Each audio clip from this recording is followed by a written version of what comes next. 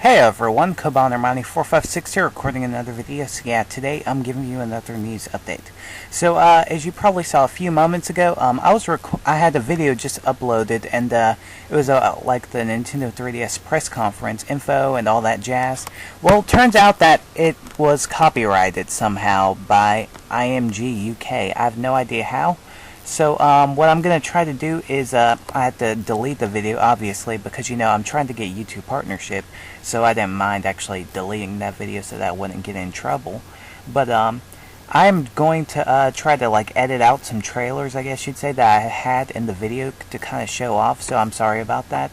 I'm sorry it's taken a while to upload it, because it's just been so much of a hassle to, like, make that video. It took a ton of time to actually save the video.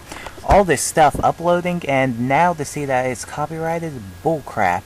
So, sorry about that, but anyway, we have some info on Sonic Generations, and we have some new pics, because Sega relaunched their Japanese website, so we have some new pics of, I believe, Spagonia, Chemical Plant Zone for Xbox 360 and PS3 versions, and then for the 3DS versions, we have some new pics of Mushroom Hill Zone, Casino Night Zone, and there are some direct feed screenshots, including a picture of Metal Sonic and Casino Night Zone for the 3DS version.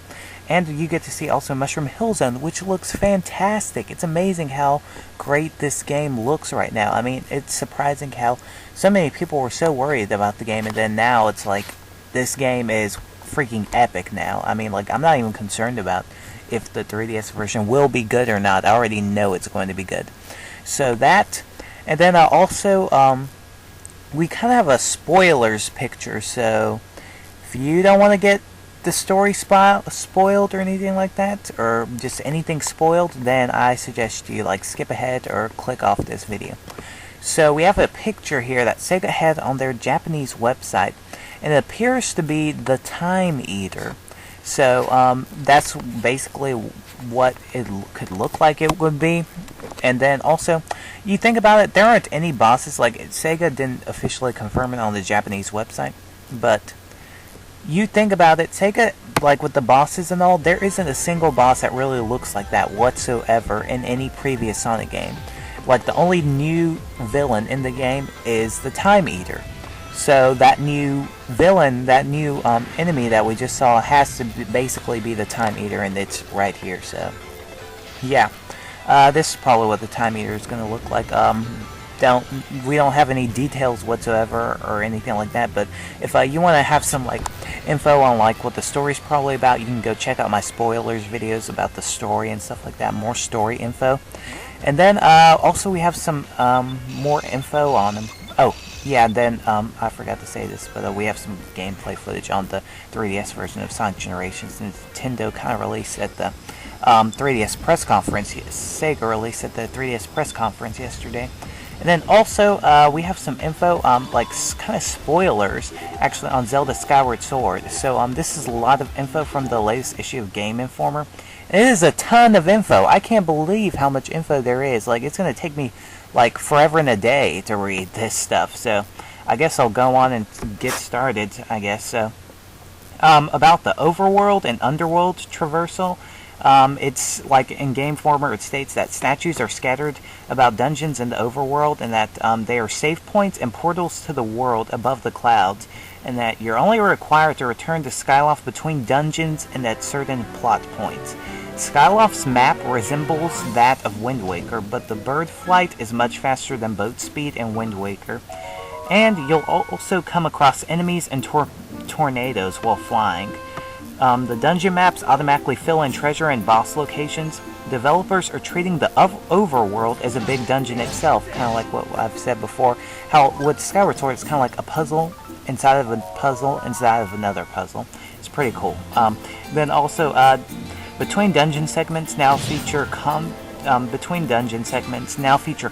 and puzzle solving that would normally be in dungeons.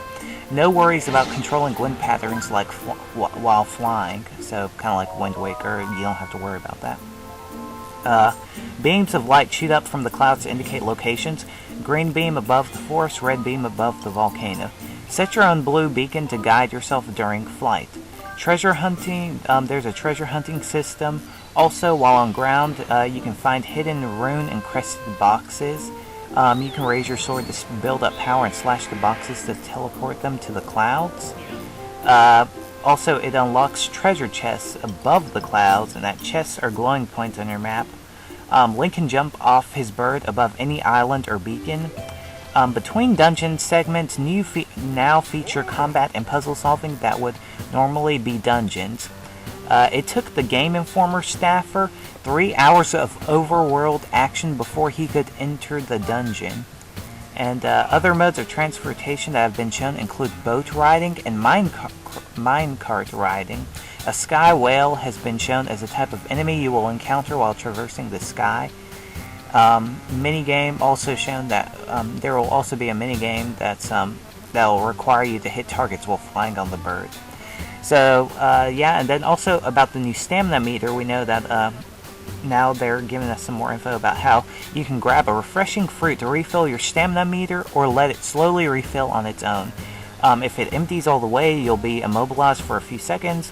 You can dash up steep hills, dash into a wall to climb up a short distance. Climbing puzzles can have you like figuring out where to go. You can like climb puzzles using the stamina meter to help you figure out where to go, so you can rest and climb for more, or find spots to eat a fruit and continue on. And also the stamina meter can be used to climb over large enemies.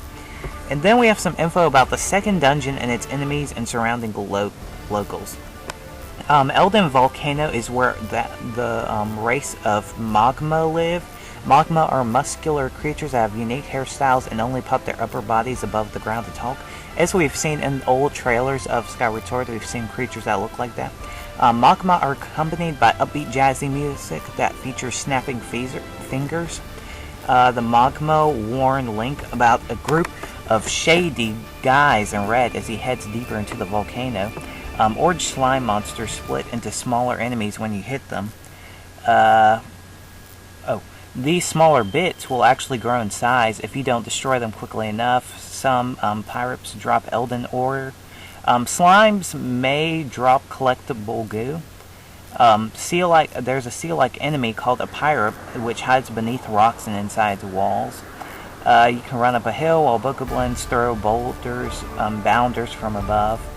You have to use certain types of swings to take out this enemy, and that when you do, they'll hit the hill below and roll down to the bottom before they disappear. Also, bokoblins have been kind of like upgraded to where they'll be able to stomp on your hands when you're climbing up ledges and swing at you with their maces. Some bokoblins have horns that allow them to call in reinforcements. Some of them also hide in wooden towers that you have to blow up with bombs, and the Fire Temple is the second dungeon. Also, Lizalfos can block all sword attacks at first. You have to dodge his move at first to make him taunt, and then you can whack away at him. Also, the volcano has a fish enemy that pops out of the lava and shoots fireballs at you. You can defeat the enemy by tossing a bomb into its mouth. And the Fire Temple boss battle takes place on a narrow ramp with a pit of lava at the bottom and bombs and hearts at the top. The boss's name is Skaldura, which looks like a giant boulder with legs, as we've seen in trailers before. Also, we have some new info about the items. So the bomb bag returns, which allows you to store bomb flowers depending on how you hold the Wiimote. You can perform an overhead bomb or roll one. You can put spin on bombs as well by twisting your wrist, kind of like bowling. If you get set on fire and pull out a bomb, it will explode. You can use the digging mix to find rupees, hearts, and other secrets. So yeah, kind of new item there. Whip can grab onto certain elements of the environment and also stun enemies. You gain a new musical item that uses the Wii Motion Plus to play, as we've already known is the harp. You can collect materials and rupees to upgrade a slingshot to utilize a spread shot. There is a flood-like device shown that shoots water. Dual claw shots are confirmed. Parachute item appears to function like the Deku Leaf. Bugnet there's also a bugnet shown. Bugs can be used to create altar potions. Amber Relic, Monster Claw, and Jelly Blob are some examples of collectibles you can acquire to upgrade your items. And you can upgrade your wooden shield to a banded shield. And then there's the dousing ability, to where like you have the power of dousing, and to use the dousing ability, you hold the sword out in front of you, and the game goes into first person. The sword makes a noise when pointed in the direction you need to go. Use this ability to find keys, hearts, and even Zelda herself. No compass in this version of the game, as it's replaced by the dousing ability. Also, the Skyward Sword can be used to draw hearts on special tablets to get extra help. Then we have more info on Girahim, and Girahim shows up in the forest and fire temples. He calls Zelda a precious oracle and a female servant of the goddess. He also summons the fire temple boss and tells us that we'll never find Zelda, and then flees. Then we have some info about the Silent Realm, and that the Silent Realm lets you take on spiritual tests that Link must go through in an alternate world, and that you return to twisted versions of previous areas. The Silent Realm location involves the overworld area that surrounds the forest temple. It mixes like tear collecting of Twilight Princess and stealth of Phantom Hourglass. Also, you can shove the Skyward Sword into the ground to access these areas and enter with no weapons. As you heard before, where we've seen like pictures where Link doesn't have a sword, and then also when we saw some gameplay where Link would put the sword into a pedestal and go on foot without a sword. What else is there? Also, you can fill a spiritual vessel with tears, all while guardians try to block you. These guardians can knock you out with one hit.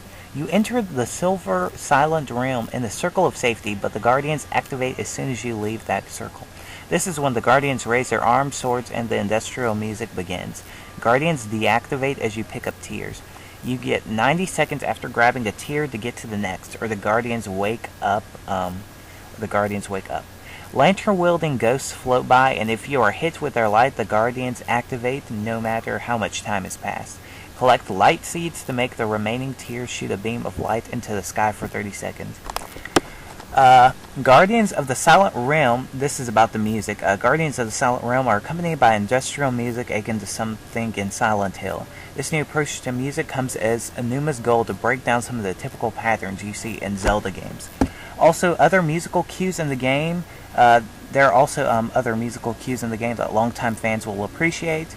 It includes a surprising use of the overworld theme from the original Legend of Zelda, and Anoma reveals like details about how the main theme of Skyward Sword is Zelda's lullaby reversed.